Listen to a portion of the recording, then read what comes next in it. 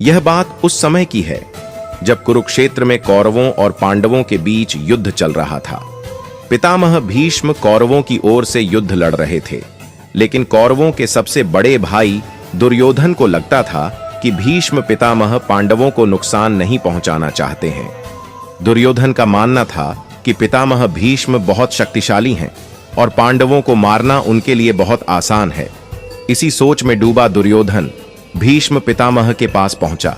दुर्योधन ने पितामह से कहा कि आप पांडवों को मारना नहीं चाहते, इसीलिए आप किसी शक्तिशाली हथियार का इस्तेमाल नहीं कर रहे हैं।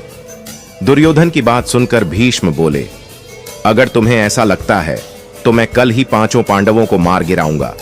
मेरे पास 5 चमत्कारी तीर हैं जिनका उपयोग मैं कल युद्ध में करूंगा।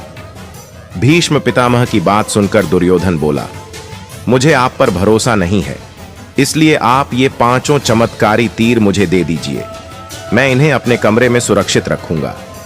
भीष्म ने वो 5 तीर दुर्योधन को दे दिए। दूसरी ओर श्री कृष्ण को इस बात का पता चल गया। उन्होंने अर्जुन को इस बात की जानकारी दी। अर्जुन यह सुनकर घबरा गया और सोचने लगा कि इस मुसीबत से कैसे बचा जाए। श्री कृष्ण ने अर्जुन को याद दिलाया कि एक बार तुमने दुर्योधन को गंधर्वों से बचाया था, तब दुर्योधन ने तुमसे कहा था कि इस एहसान के बदले तुम भविष्य में मुझसे कुछ भी मांग सकते हो। यह सही समय है, तुम दुर्योधन से वो 5 चमत्कारिक तीर मांग लाओ, इसी तरह तुम्हारी और तुम्हारे भाइयों की जान बच सकती है। अर्जुन को श्री कृष्ण की सलाह बिल्कुल सही लगी।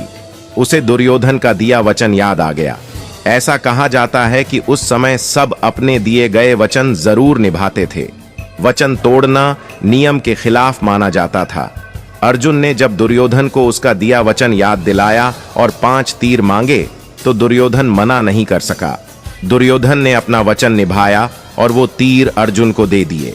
सभी तीर देने के बाद दुर्योधन रात में ही पितामह भीष्म के शिविर में जाता है और पूरी बात बताते हुए दोबारा तीरों को अभिमंत्रित करने के लिए कहता है, लेकिन भीष्म ऐसा करने से मना कर देते हैं और कहते हैं कि वे सिर्फ एक बार ही तीरों को अभिमंत्रित कर सकते हैं। इस पर दुर्योधन निराश होकर वापस लौट जाता है और इस तरह श्री कृष्ण ने अपने भक्त पांडवों की रक्षा की।